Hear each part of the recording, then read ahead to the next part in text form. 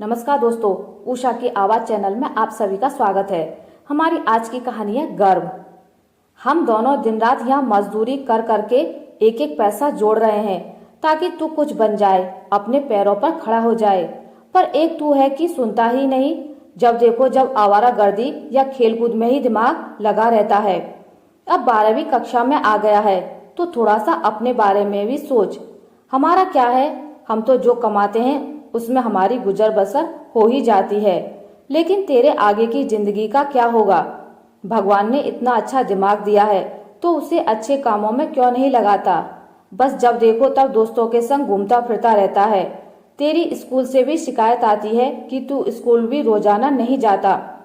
इस बार अगर तेरे नंबर कम आए तो फिर तू देख लेना, मुझसे बुरा कोई नहीं होगा।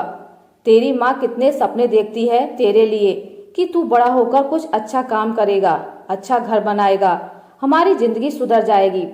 पर नालायक, तुझ पर तो कोई फर्क ही नहीं पड़ता। अगर आज के बाद तुझे कहीं आवारागर्दी करते देख लिया तो फिर तुम इस घर में मत रहना। कहता हुआ रामलाल काम पर चला गया और बेटा नरेंद्र को आज अपने पिता की बातें बहुत चुभ गईं और गुस्से में घर छोड़कर चला गया। शाम को जब रामलाल और कमली काम से लौटे तो देखा नरेंद्र घर पर नहीं था। आसपास सभी जगह तलाश की पर वह तो उस गांव में था ही नहीं जो उन्हें मिलता। पुलिस में भी रिपोर्ट लिखवाई पर नरेंद्र कहीं नहीं मिला। कमली अपने पति से लड़ने लगी, क्यों उन्होंने इतना गुस्सा किया, पर अब क्या हो सकता था। धीरे धीरे दिन महीने साल गुजरते चले गए। 7 साल हो गए किंतु नरेंद्र का कोई अता पता नहीं था। अब तो दोनों ने उसकी आस भी छोड़ दी थी। बेटे के गम में कमली की तबीयत भी खराब रहने लगी। गांव वालों के कहने पर रामलाल एक दिन कमली को दिखाने बड़े शहर ले गया। बस से उतरते ही सामने होटल था। दोनों को भूख भी लग रही थी। सोचा पहले खा पी लेते हैं फिर दिखाने चलेंगे, और वह दोनों होटल में जाकर खाना खाने लगे।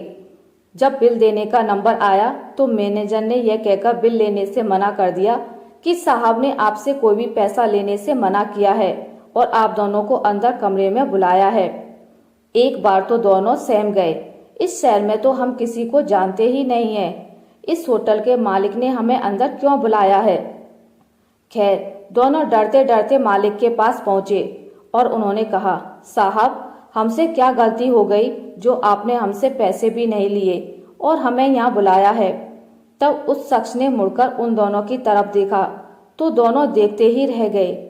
सूट बूट पहने हुए एक सुंदर नौजवान जो कि नरेंद्र था, उसने उन दोनों के पैर छुए और बोला, हाँ मैंने बिल लेने से इसलिए मना किया था क्योंकि आप दोनों इस होटल के मालिक के माता पिता हैं, और मालिक के माता पिता मतलब उससे भी बड़े मालिक। तू यह सब क्या कह रहा है और यह सब कैसे हो गया? हमने तो तुझे बहुत भला बुरा कहकर घर से निकाल दिया था। तब नरेंद्र ने बताया, पापा उस दिन मैं गुस्से में घर छोड़कर तो चला आया, पर मैं 2-3 दिन तक यहाँ शहर में ऐसे ही भटकता रहा। भूख से बेहाल होने पर इस होटल में कुछ खाना मिलने की उम्मीद से आया।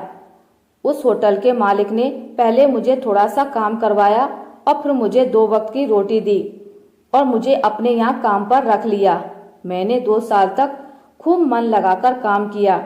मेरी लगन और ईमानदारी से खुश होकर मालिक ने मुझे धीरे धीरे यहाँ का सुपरवाइजर बना दिया। मालिक की कोई संतान नहीं थी, इसलिए मुझे घर भी ले जाने लगे। मालकिन भी मुझे देखकर बहुत खुश होती थी। धीरे धीरे उन्होंने मुझे अपना बेटा बना लिया।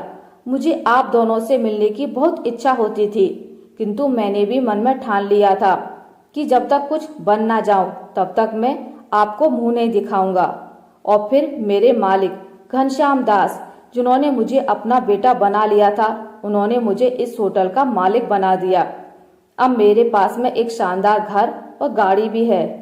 तो मम्मी पापा, आपको चिंता करने की कोई जरूरत नहीं है, क्योंकि आपका बेटा अपनी 2 माँ और दोनों पिता के साथ में आराम से रहेगा, और माँ आपका इलाज भी अब बढ़िया हॉस्पिटल में होगा।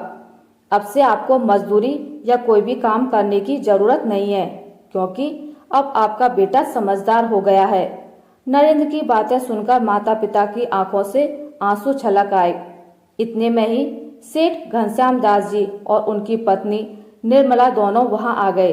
उन्होंने रामलाल और कमली से कहा, देखिए अब हमारा बेटा बहुत लायक हो गया है। आपको अब किसी भी बात की चिंता करने की कोई जरूरत नहीं है। अब आप रोइए मत, आपके हंसने मुस्कुराने के दिन आ गए हैं। उनकी बात सुनकर रामलाल जी ने कहा, आप सही कह रहे हैं, किंतु उसने बात ही ऐसी की कि माँ बाप की आंखों से आंसू छलक आए। आज हमें उस पर गर्व हो रहा है। आशा करती हूँ आपको मेरी आज की कहानी अच्छी लगी होगी। अगर आपको मेरी कहानी अच्छी लगी है तो इसे लाइक करें, ज़्यादा से ज़्यादा शेयर करें, और अगर आप मेरे चैनल पर नए हैं तो इसे सब्सक्राइब करना ना भूलें। मिलते एक नई कहानी के साथ, तब तक के लिए नमस्कार।